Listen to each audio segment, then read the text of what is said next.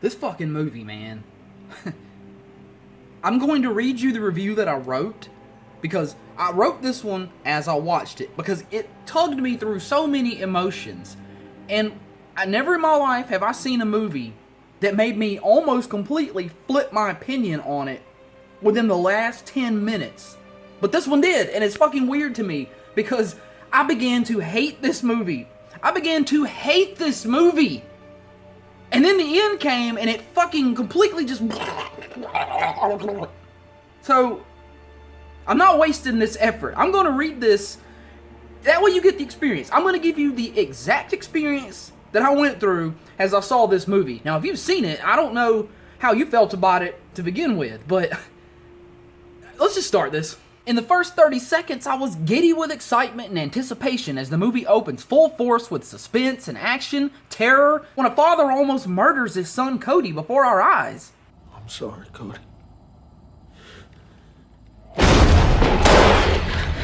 Now, when that doesn't come to fruition due to what appears to be supernatural events, we change scenes as we now meet a new couple who will eventually adopt him. And my God, suddenly I was so bored with the drop in pacing. Now that you've been approved, I think you'll make wonderful foster parents. My question for you is, are you ready for this? Mom meanders around in therapy for an unoriginal scene missing her biological son who died. How, you ask? We find out when another unoriginal trope is used, where she touches something that was involved in his death and has flashbacks. Woo. God, they really try to make you feel bad about this. They just hold on it forever and ever looking at the damn bathtub. I get it. She's sad. Let's move forward. The beginning of this movie is trying way too hard for me. This is just a clumsily written excuse of a scene trying to evoke emotion out of me, and it doesn't know how. Luckily, when Cody arrives at the house, things begin to settle into a better pace as the family spend their first night together. Things seem pretty normal at first as he begins school, reads books under his covers, and is maybe worried over a bit too heavily by a still distraught mother, but he seems to be adjusting pretty well to what is most likely his third family at this point. When Mom discovers his secret stash of caffeine pills and stimulants and questions him on why he would have such things, the movie takes his first real dive into potentially scary territory as he reveals that he uses them to keep away the Cankerman. He's always with me. He says so. Now, rightfully taking the drugs away from him, later that night, as Mom and Dad are sitting on the couch watching some late-night television, to their stunned eyes, the room begins to fill with butterflies. Butterflies even come out at night? Captivated by the freak occurrence, Dad is trying to capture some in jars when an uglier bug lands on Mom's finger and bites her. Now, shit gets really weird too when she heads to the open door to see if that's where they're coming from, and even though it made me laugh because it made me think of South Park, it looked like a fucking alien that they always like shove in the background, you know, but this genuinely was a pretty unsettling moment. What the hell? So if you haven't caught on yet, this kid's dreams come true. But that means his nightmares come true as well. It's a good premise, I'll give you that. Now, when all the butterflies suddenly vanish, the couple are utterly flummoxed and barely get any sleep that night. And as Mom heads into the kitchen for some water, things only get creepier when she sees her biological son staring at her from the dark of the living room. That's creepy. Now, heading back to her support group, she tells them what happened, and as the leader tries to assuage her fears and explain it rationally, she keeps on insisting that it was real. Even lucid dreams, which can feel very real. Kind of like the beginning, I'm bored by this. I don't care in the slightest. All these scenes take place somewhere outside of the house where I know Cody isn't, so there's nothing that could possibly advance his plot. We're just wasting time on the mother's mental state. It's called a waking dream. Ideal-wise, I'd be okay with that if it didn't drag me through such excruciatingly boring writing with generic ideas and a bunch of mumbo-jumbo about dreams and all that stupid shit. I mean, I like dreams and all that, I'm just saying they didn't implement it worth a shit here. And as a matter of fact, these people in therapy, and especially the therapist himself, are of little importance. You never fucking really see him again. No. God, I knew I was not taking these scenes seriously after he said, "Sean is not haunting your home," and all I could think about was... Later in class, Cody is making friends with the girl who sits next to him, and I guess trouble is afoot when another kid who was caught skipping class is hauled in by another teacher. Remember how Poltergeist started up and then never quit? Well, this movie started up, sputtered out, kicked the engine back on, shot a bunch of shit out of its exhaust pipe, and then just kind of chugged along. I mean, I know this is a shitty metaphor. What the fuck do I know about cars? I'm just saying, this movie is having trouble getting started and keeping going. Later that night, the one picture Mom and Dad kept on the wall of Sean piques Cody's curiosity, sparking a conversation between the three about Sean himself and Cody's mother, both of which have passed away. He's in heaven. That's where my mom is. I don't know why, but I'm just not feeling this emotional angle they're dragging me through. So thank God in the next scene, as Cody falls asleep, we find Mom and Dad asleep on the couch as well, when the sound of the television wakes Dad up to the sight of the butterflies again. Waking Jess in disbelief, her tight grip on his leg signals pure terror when he follows her gaze across the room to see Sean staring back at him. Now, after the magical moment between the three is lost with the sudden waking of Cody, who apologizes to them knowing what he has done when he spies them collapsed in the floor, I'm sorry. the couple still can't wrap their heads around what's happening to them. Continuing to try to bond with Cody, Mom gets this brilliant idea, or a selfish idea, I should say, to show him tapes of their son, You want to see him? so that if he knows what he sounds like, next time he dreams about him, maybe we'll be able to hear our son's voice again. North Pole Express. Santa lives there. North Pole Express. We're healing! Look, if you dig it, that's fine. I'm not saying this is the worst thing I've ever seen. It's just so try-hard for me. I don't like how it was conveyed, I don't like the way it was cut, and I don't like how long it's taken to get some more of what the first few scenes of this movie showed me it could potentially be. This would be a good spot for me to point something out. The director himself was vehemently opposed to this movie being labeled as a horror movie, which is how I fucking stumbled across it. I was told this is a horror movie. So it's kind of funny that I went into this all irritated as shit that I wasn't getting a lot of fright.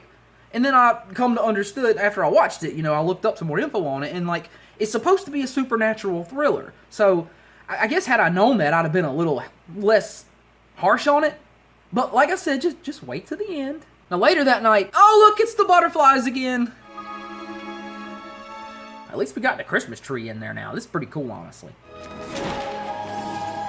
I love that shot. The way the fucking paper just turns into the butterflies as he rips it off towards the camera. The way it's angled. Everything about that shot is magnificent. As usual, Mom and Dad get settled in and a little too comfortable with what's happening, and finally, fucking finally, shit starts to get scary when the Canker Man manifests out of the kaleidoscope of butterflies, frightening Cody and ruining Mom and Dad's moment again.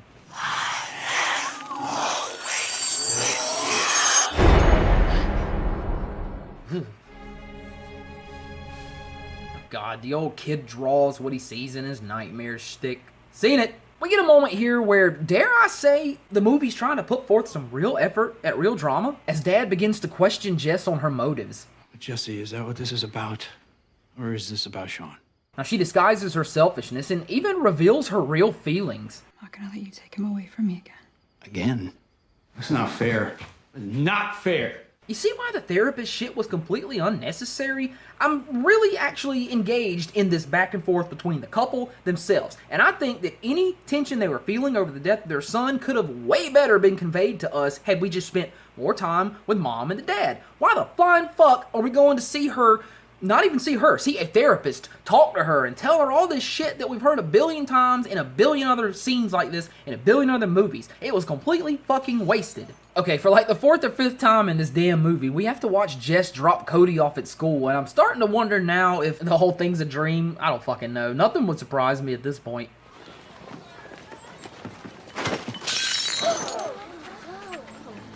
I mean, at least he stands up for himself.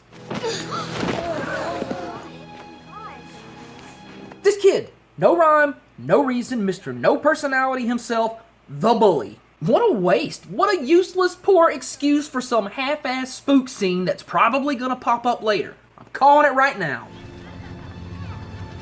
God, I like this idea so much that this movie's offering, but they have squandered it so far with a bunch of useless shit. Now, once in class, Cody begins to feel the effects of his sleep deprivation and does everything he can to stay awake and avoid the bully. Remaining in class afterwards while the other kids head out for recess, he falls asleep at his desk when in walks Mr. No Personality himself, and it seems as if the dreams, or nightmares in this case, hopefully, are taking hold. Yes! Yes! Yes! Yes! Yes! I mean, the CGI looks pretty shitty, but that whole bending over backwards thing. Yes! Witnessed by his little girlfriend, the nightmare only ends when she screams in pure terror, waking Cody up, but the bully is nowhere to be found. What happened? A kid ran away. So per the routine at this point, Dad sleeps, Mom makes coffee and stays awake obsessing over Sean. Cody tries to stay awake, reading about his butterflies when... This is why I don't watch trailers. Also, did he fall asleep? Is that how this works? I don't know how any of this works. Luckily, I was able to stop thinking for a minute so hard about all this when a pretty good scene comes up with the bully appearing under the bed. Yeah, he's a no personality having cheap scare, I guess, but I don't know, for some fucking reason, just the way he was pulling him under the bed with that dead face, I kind of liked it. Just a little bit. When all the manifestations vanish, Jess rushes upstairs, wrapping her arms around Cody as he sits on the floor screaming and sobbing uncontrollably. And the next day, Cody is afraid to go to school while Jess is consulting with a doctor who prescribes a sedative for him to take before bedtime. Can we just get to that part? No. First, we have to have a scene where some police come to the house to ask Cody questions. I'd like to ask your son a few questions about an incident that took place at school. Whatever. Later, while Jess is making dinner, Dad attempts to tell her what happened, but Cody, for some reason, is evasive about it, interrupting him at every turn, even sometimes with questions they probably don't want to be asked. How did Sean die? Now later that night, as Dad and Cody are painting the bedroom walls together, Mom brings in some milk and brownies for them both, but has added one of the pills the doctor prescribed to Cody's glass, which soon takes effect on him. Putting him to bed for the night, the two share more heartfelt moments before turning around and, oh look, it's Sean again! Didn't fucking see that coming. I'd love to tell you it was amazing, but it's just not. It's not really that amazing. Cankerman comes climbing out of the big-ass present in the floor and bashes his way into Cody's room where Mom and Dad are trying to hold the door shut. After, like, swallowing Dad with his whole body?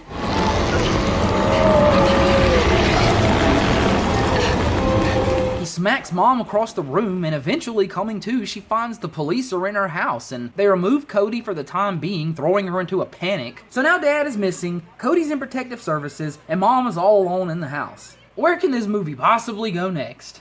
Oh, to a stupid fucking scene where Mom visits the chick who helped them adopt the fucking kid, and she's all pissy with her, won't reveal Cody's location, and frankly insults her when she insinuates that she's been the victim of domestic violence. There are several great support groups in here and a few therapists who specialize in domestic violence. God, even after she mentions the dream, this bitch is like clearly knows what she's talking about. I want you to reach out, get some help for your situation. What a bitch. And I never want to see you again. Bitch. She visits one of his previous guardians. Now this is the man we saw at the very beginning, as she seeks any information she can get on exactly what she's dealing with. Now here the man tells her what happened during his stint with Cody, and it's the same old at first until he reveals that his wife became ill. Started with the butterflies. And then came the nightmares.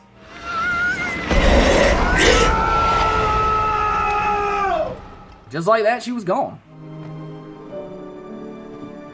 There's actually a pretty interesting idea here where the man begins to resent Cody because with him being so young, he was unable to really accurately remember what his wife had looked like. So whenever he dreamed about her, even after the guy had showed him pictures of her, it wasn't all there. So you get... And I hated him for that. I know I shouldn't have, but God help me, I hated him for that. He seems to implant the idea into her that killing him is the only way to stop it. Do you really want to bet your life that an 8-year-old won't have another nightmare? I don't know if it really matters or not. This movie's all over the place. Finally, we see what Cody is up to during all this. Basically just sitting in a bed at the foster home trying not to fall asleep. How exciting. I'm on the edge of my seat. The next morning, the bitch psychologist and another doctor, I guess, are worrying about Cody, who hasn't slept for 2 days, and oh my god, it looks like we're about to recycle yet another idea. Guess what they're gonna fucking do? After taking him away from his mother for drugging him, they're gonna drug him! I don't want to hurt anyone! Only take a second. I'm fucking stunned, utterly stunned at how awful some of the writing in this movie is. At this point, the mom is researching all around to get more information on Cody's original mother, and oh my god, I don't care! This movie barely has 20 fucking minutes left. What can she possibly find out in such a short amount of time, and how could they possibly reveal it to me in any impactful way? You can't do it! While on the phone with who the hell ever, she gets some information about his mother, or the address, or some shit, I don't fucking know. It does matter, but I just really could not focus at this point. Which sucks because, like I said, wait till the end. We cut to Cody's room and find that his door is open. Man, I wish this kid would have dreamed up a better movie. Now in the next scene, Jess is standing outside the foster home. In the middle of the night, she just walks inside because they don't lock the doors. Now inside, she finds the canker man's handiwork. Oh my god, I know I have done nothing but complain so far, but is this woman's demeanor annoying to you or not? She is so calm about all of this, and especially losing her husband. I understand being emotionally broken, but her portrayal is just too plastic. Oh my fucking god, the bathtub again? Another fucking useless recycled theme that was just been shoved down my throat like 1,000 times. This movie had one original idea, and it has squandered it at every step. And turning to leave the empty bath, only when she's no longer looking do we hear the splash, and cutting back, it reveals itself to now be filled with blood. Fucking blood! I'm going crazy. This fucking movie is driving me insane with its ineptitude and predictability. She turns around to a stupid fucking jump scare from Mr. No Personality himself. Fuck you, movie. Seriously, fuck you. Up until now, I had reservations about calling you a bad movie. I've been holding out hope, thinking maybe, just maybe, I was missing something here. Maybe I was being too harsh on you, but no, I wasn't! You have squandered such a wonderful idea. Why? Why did you do this? You could have been magnificent. God, for all the movies that get remakes out there, please somebody remake this fucking thing as terrifyingly accurately as it should be made. I'm honestly almost past fucking caring at all how this is gonna end. I'm having trouble even being interested in the atmosphere of this movie at this point. Shit that I thought was scary and spooky earlier now just feels lazy. It's taking so much bullshit to get to this climax. Now, choosing to walk away from the nightmare this time, she continues her search for Cody, whom she finds in another room, along with bad CGI No Eyes, who shoves her fingers into his head until she molds his face into Sean's.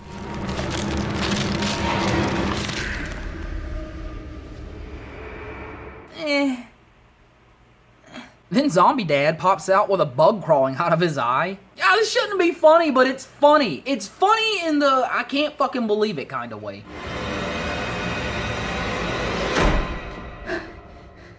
Dare I say I think I might like The Grudge better than this? That was me after watching this movie. Nah.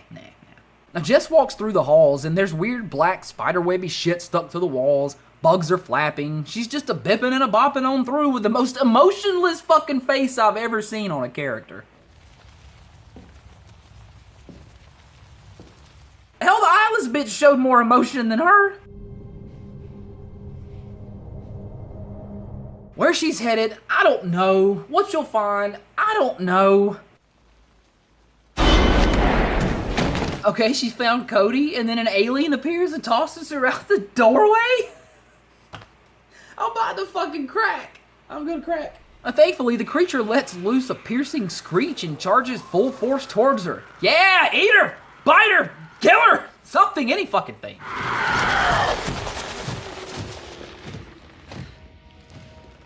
What the fuck is this? Pulling out some butterfly. Had I been paying attention, I'd realize that she pulled that out of his biological mother's possessions or whatever. So, just pretend that I didn't miss that. When she shows it to the canker man, it stops him dead in his tracks, and she reaches out to embrace him, not run.